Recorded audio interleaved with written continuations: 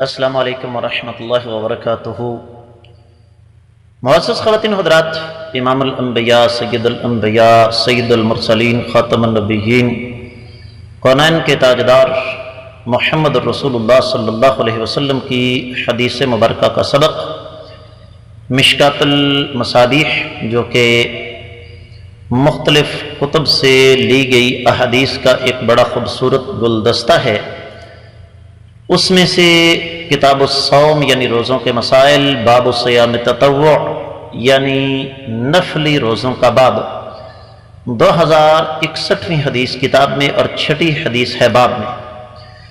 الفاظ اس کے یہ ہیں: وعنہ رضی اللہ تعالی عنہ حین صام رسول اللہ صلی اللہ علیہ وسلم یوم عاشوراء وامر بصیامہ قالوا یا رسول اللہ صلی اللہ علیہ وسلم انہ یوم یعظمہ الیہود والنصارى فقال رسول اللہ صلی اللہ علیہ وسلم لئن بقیت الی قابل لأصومن التاسع۔ رواہ مسلم۔ معزز خواتین و حضرات، حدیث مبارکہ صحیح مسلم میں آ گئی ہے، لہذا اس کی سند پر تو کسی قسم کا کوئی تبصرہ کرنے کی ضرورت نہیں ہے۔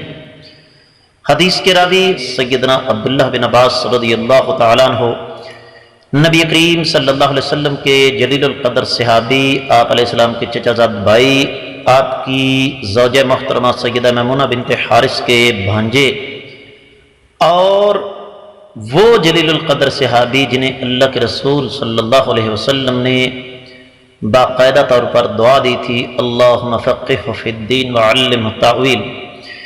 الہ العالمین میرے اس عظیم صحابی کو دین کی سمجھ عطا فرمائیے اور ان کو قرآن کی تفسیر سکھا دیجئے۔ ان سے یہ روایت ہے، فرماتے ہیں کہ نبی علیہ السلام نے یوم عاشورہ کا روزہ رکھا اور یہ روزہ رکھنے کا حکم دیا۔ صحابہ نے کہا ہے اللہ کے رسول صلی اللہ علیہ وسلم، یہ تو وہ دن ہے جس کو یہودی اور عیسائی بڑی عظمت والا تصور کرتے ہیں۔ تو نبی علیہ السلام نے ارشاد فرمایا اگر میں اگلے سال زندہ رہا تو میں ضرور 9 کا روزہ رکھوں گا۔ معزز خواتین و حضرات، یہ حدیث تھوڑی سی مارکۃ الآراء ہے۔ مارکۃ الآراء سے مراد یہ ہے کہ اس حدیث کو بنیاد بنا کر ہمارے بعد معزز مکرم اور محترم علماء کرام یہ کہتے ہیں کہ جی 10 کا روزہ سرے سے ہے ہی نہیں، روزہ ہے ہی 9 محرم کا۔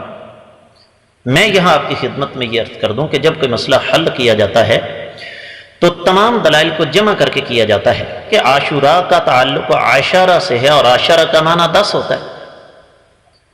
اگر 10 محرم کا روزہ نہیں ہے تو عاشوراء کا تو تصور ہی کوئی نہیں۔ پھر نبی علیہ السلام نے فرمایا اگر میں اگلے سال زندہ رہا تو 9 کا روزہ رکھوں گا۔ اس میں 10 کے روزے کی نفی نہیں ہے معزز خواتین و حضرات۔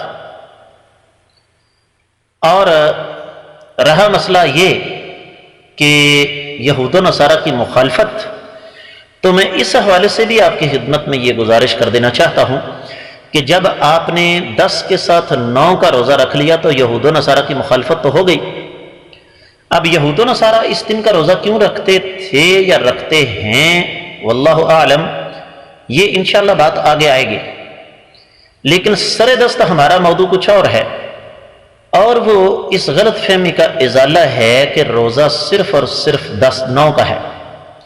میرے علم کے مطابق جو معزز علماء کرام صرف 9 کا روزہ رکھنے کی تلقین فرماتے ہیں اور 10 کے روزے کی نفی کرتے ہیں، ان کا موقف حقیقت کے خلاف ہے۔ 10 کا تو ہے ہی، عاشوراء کا روزہ تو ہے ہی، اصل چیز یہ ہے کہ ان کی مخالفت جب کرنی ہے تو ساتھ 9 کا روزہ رکھیں تو اس حدیث پر بھی عمل ہو جائے گا اور عاشوراء کا روزہ بھی رکھا جائے گا۔ تو میں امید کرتا ہوں کہ آپ کو یہ حدیث اچھی طرح سمجھ آ گئی ہوگی۔ اللہ تعالیٰ کی بارگاہ میں دعا ہے کہ اللہ رب العزت قرآن کی طرح ہمیں احادیث پر بھی عمل کر کے اپنی دنیا اور آخرت بہتر بنانے کی توفیق مرحمت فرمائے۔